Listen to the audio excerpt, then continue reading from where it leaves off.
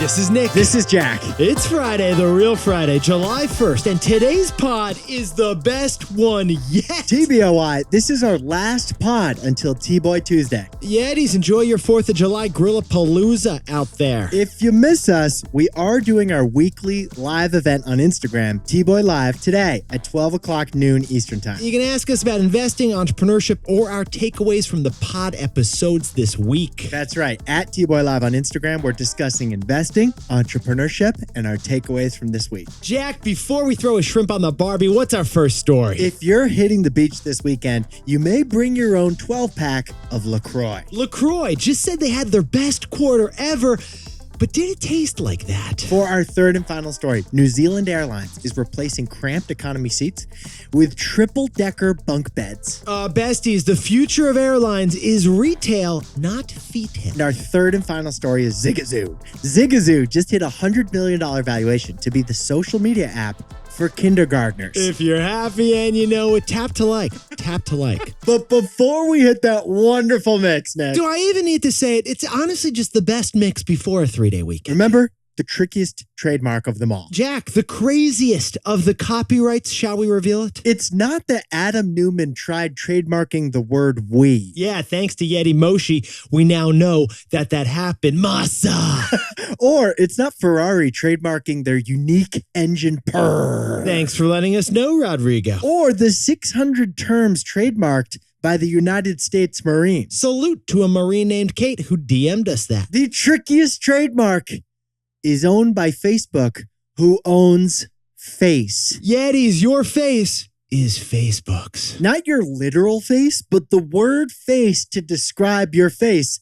That's Facebook's. Yeah, Jack and I jumped in T-Boy style. It's serial number 7890756, Face, for use in telecommunication services. That's right. Back in 2010, the United States Patent and Trademark Office allowed Facebook legal protection of the word face. Facebook's already got pics of your face. May as well own the word face. Now, if you want to launch like a face cream startup, go ahead. You can use the word face in the name of that startup. But if you want to launch a face cream app, your face is going to get sued. Because Facebook owns face. It's the ultimate zucking, and if you see zucking, you say zucking. Now, let's hit our 3 stories. This is the best one yet. The best one yet is a registered trademark of Nick and Jack Studios. Copyright 2022, all rights reserved. If this podcast lasts longer than 4 hours, contact your doctor. Nick and Jack are not using the word face in a telecommunication services application. Please don't zuck us. 15 years before this song, 2 boys from the Northeast met in a dorm. They had an idea that caused a cultural storm. It's the best one yet, but the best is the norm. Jack, Nick, that's it. I don't even think they need to practice. 50%, that's a fat tip. T-Boy City on your at-list. If you know, you know, cause we ready to go. We can't wait no more, so just start the show. Start the show. For our first story, National Beverage Corp, the owner of LaCroix, just said it had a record quarter for sparkling water. The sparkling water is delicious, but was it really their best quarter, Nick? Okay, hibiscus or limoncello, or are you getting pamplemousse vibes? They got a limoncello? They do. Not alc. So it's just lemon? Yes, just lemon. If you're heading to the beach, LaCroix's for the boys. This is owned by National Beverage Corp, the only pure play, publicly traded seltzer stock. Yeah, Jack, what's the ticker symbol for LaCroix again? FIZZ. FIZZ, yeah. $5 billion company based in Fort Lauderdale, Florida. They're worth like half a lift. Not too shabby. Perfect timing to talk about LaCroix because it's 4th of July weekend. It's like Spindrift for your soul. No pamplemousse, no party. And National Beverage Corp just announced their quarterly earnings. It was entertaining like a pool party. Okay, first of all, Jack and I have jumped into many LaCroix earnings, and they happen to be the only earnings report with an American flag at the top. They have a flamboyant CEO who says in every earnings report in all caps that he would bottle patriotism if he could. But funny thing, Jack and I noticed, there are some issues right now with National Beverage Corp because their stock is up this year. That's impressive. But their stock is down over the last 5 years. Ow. And the LaCroix beverage maker did just say they had their best ever quarter because sales are up 6%. But we compared last quarter's sales to 2018. We did. It's as flat as an Evian bottle. But Yetis, here's what Jack and I find so fascinating about this story. We went back, T-Boy style, to every single earnings report that we've covered about National Beverage Corp. We went into 5. And there is one word that they keep mentioning in every single earnings. We control F this thing. Innovation.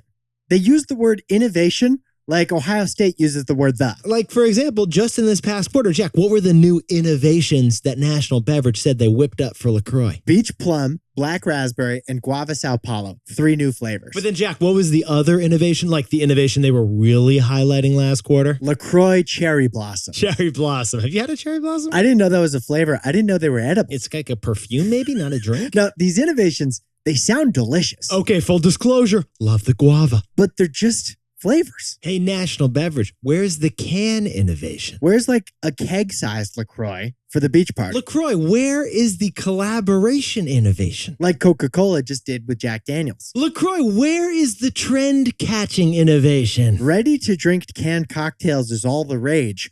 Why isn't LaCroix in any of them? Jack, it feels like we should pop a takeaway. So, Jack, what's the takeaway for our buddies over at National Beverage Corp and LaCroix? This is Zoolander innovation. It's minivation.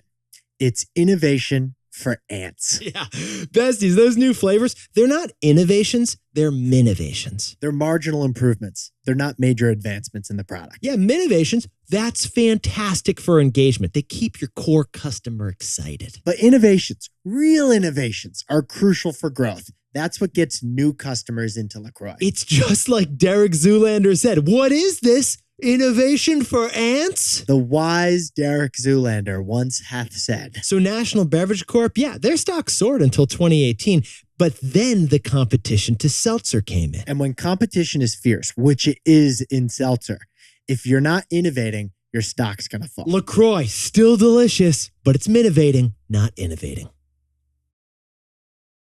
For our second story, Air New Zealand is introducing bunk beds to its airplanes. Instead of fee-tail, airlines should offer us some retail. Okay, Jack, what do you think it is? Like odds 2 out of 3 Yetis are in an airport line right now about to take off their shoes and laptops? Remove all electronics and move to the back of the line.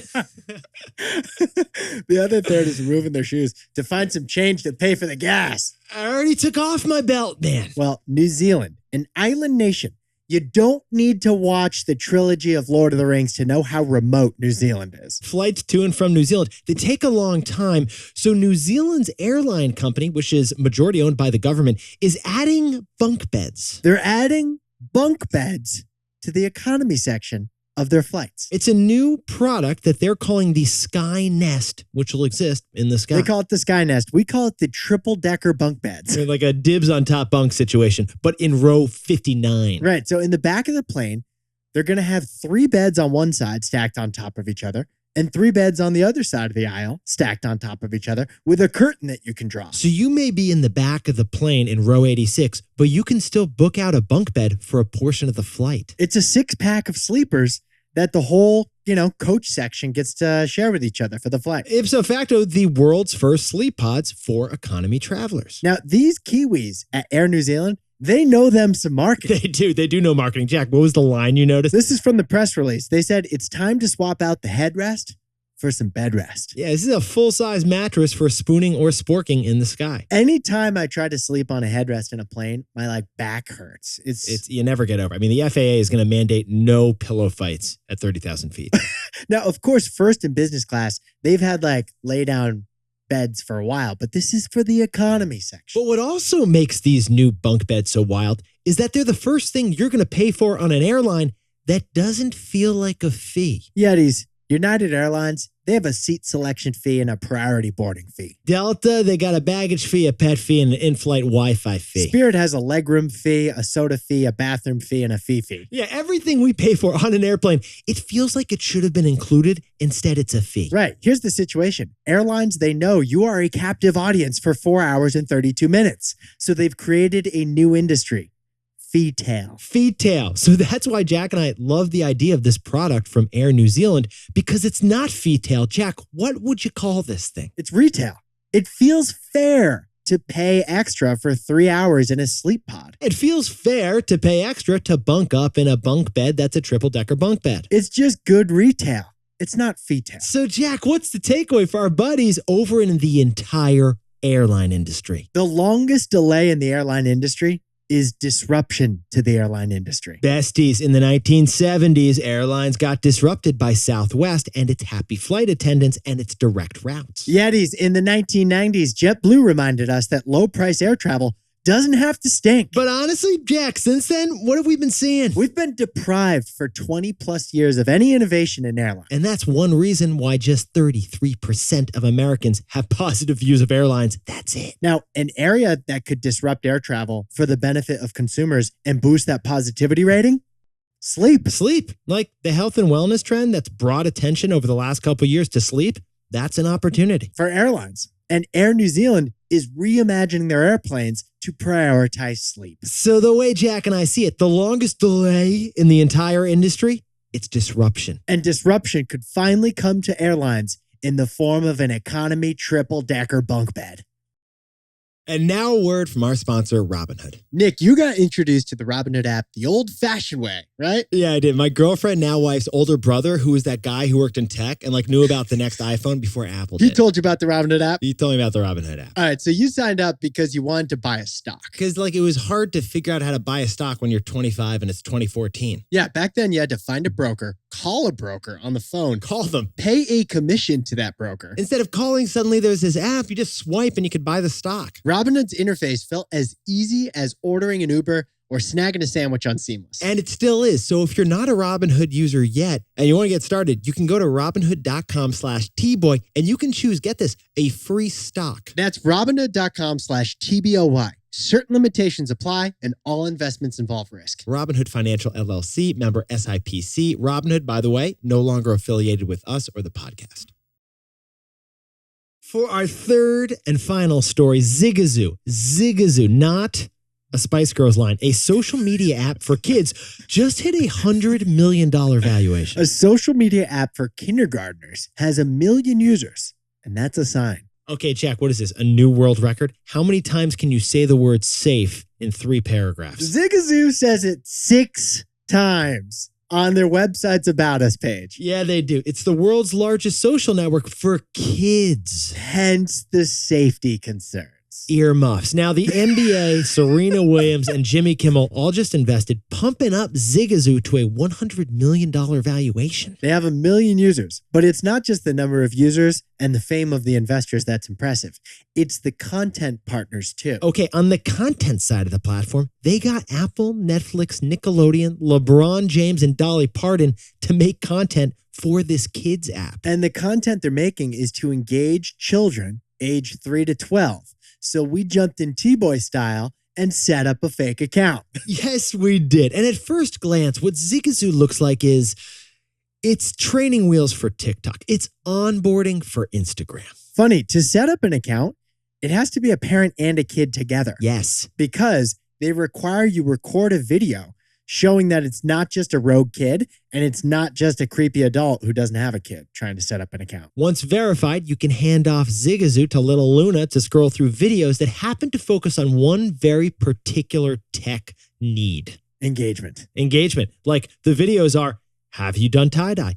What's your favorite beach toy? How many teeth do you have? This app tries to engage little Luna. The goal is to get her to interact, not just mindlessly scroll like so many of the other social media apps we know. So there's a big button where Luna is going to record her very first selfie counting her teeth. She happens to have 13 teeth. And then she posts for all the other kids to see that she has more teeth than little Johnny. Now here's where things kind of pivot a bit for Zigazoo as a social media app, because it may be more of a gaming app. Well, it doesn't monetize through ads like every social media app we've ever seen. In fact, the majority of the revenue for Zigazoo, the company, actually comes from in-app purchases, just like Roblox or Fortnite. So the business model is actually based on NFTs. They have an NFT arm. They generate NFTs and they want babies to buy them and collect, digital things. And you got like a toddler grabbing a digital picture of a puppy that happens to be Zigazoo's profit puppy business model. All right, so there's this NFT thing. But when Nick downloaded the app, This is a true story. they said you could only buy things if you are a parent. But then to check if I was a parent, it just had me answer the math question, what's 3 times 5, which I said was 15. They figure the kid can't multiply, but a 12-year-old could do that. Right. It's like intelligence gated. Like if your kid does figure out multiplication tables, then they're going to rack up quite the bill on your MasterCard. See, math is a lucrative profession. So Jack, what's the takeaway for our buddies over at Zigazoo? The way apps grow up is part nature, part nurture. Yeah, Yetis. Guess who else tried building a social media app for kids recently? Facebook. Yeah, Instagram Kids was basically building this, but they shut it down last year. Congress didn't like it. Parents were nervous. Apparently, even Instagram staffers didn't like it. Instagram's team said they would nurture the app with rules and policies to protect kids over time. But parents just didn't trust the nature of Instagram Kids. Its Facebook ownership killed trust. Yeah, the difference with Zigazoo is in the nature, like the founding team and their background, the nature, not the nurture. The founding team is a husband and wife couple who are teachers with 3 kids. They're not big tech. And they launched Zigazoo during the pandemic to help parents tend to kids. That was the nature. When it comes to social media apps that their kids are going to use, parents want nature, not just nurture. Jack, can you whip up the takeaways for us before the 3-day weekend? LaCroix's sales just hit a record, but it's barely up from 4 years ago. Because it's just about minivations, not real innovations. For a second story, starting in 2024, Air New Zealand flights will have triple-decker bunk beds. Okay, they haven't said the price to book one of these bunk beds, but this is a long overdue disruption in the air. For our third and final story, Zigazoo is a leading contender to be the social media app for kids. Because parents, they care more about an app's nature, not its nurture. The wheels on the bus go swipe, swipe, swipe. Now, time for the best fact yet. This one from Sofia Dieguez over in lovely San Francisco. Betsy Ross, she designed the revolutionary flag with the 13 stars. It's a classic. But she didn't design the 50-star flag that we know today. Yeah, it turns out our current U.S. flag was actually a homework assignment. And get this, it got a B-. Back up to 1959 when Hawaii became the 50th state in the Union. Well, 16-year-old Robert Heff designed a new flag for his history class with 50 stars. But he got a B-. And he's like, I deserve better than a B-. So he challenged the teacher. By sending it to President Eisenhower in D.C. Little Robert and his parents fully stitched a full flag beta version prototype. Yeah, so Robert was the first person to create and mail a fully stitched flag to the president, which ended up getting approved, and we now use it today. A 16-year-old. Jack and I, we do a podcast. Yetis, you look fantastic all week. And if you're chatting with someone this weekend about the Hoarder's Almanac or Darth Vader's voice sound or the most expensive whiskey in the world, ask them. HYH-TBOI. Jack, what does it stand for? Have you had the best one yet? Jack and I will see you on Tuesday or on today's T-Boy Live. Happy Independence Day. Have a great weekend. See you there.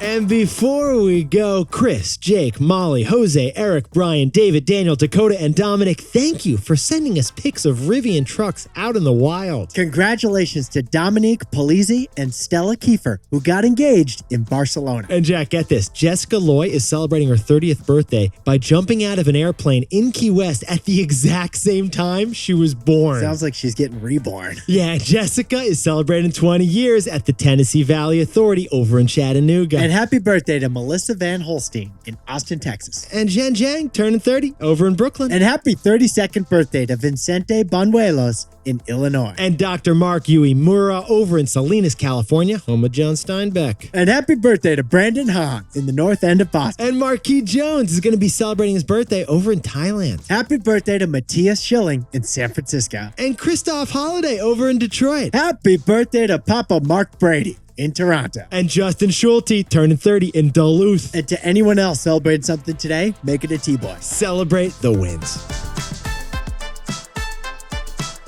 This is Jack. I own stock of Netflix and Roblox, and Nick and I both own stock of Apple and Robinhood.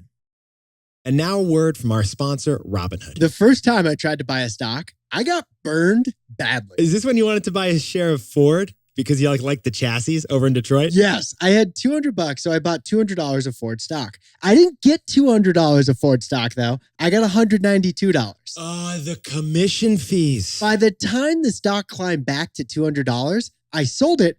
But again, I didn't get $200. I got $192 again. Another commission fee. The stock rose 8%, but I was down on my investment. Because commission fees made small money investing impossible. So Robinhood came in and killed commission fees. And commissions are still dead in stock and crypto trading, thanks to our sponsor. If you're not investing on Robinhood yet, to get started, go to Robinhood.com/TBoy and choose a free stock. That's Robinhood.com/TBOY. Certain limitations apply. For a list of other fees, view their fee schedule at rbnhd.co/fees. All investments involve risk. Robinhood Financial LLC, member SIPC. Oh, and by the way, Robinhood is no longer affiliated with us or the podcast. And the stocks Jack just said are for illustrative purposes only and are not recommendations. You really had some showmanship at the end there. Yeah, I would have said HYHTBY, but I felt like I would have exploded. You're really orchestrating things like a maestro. Gesticulating. It's like kind of like the Elaine dance, right?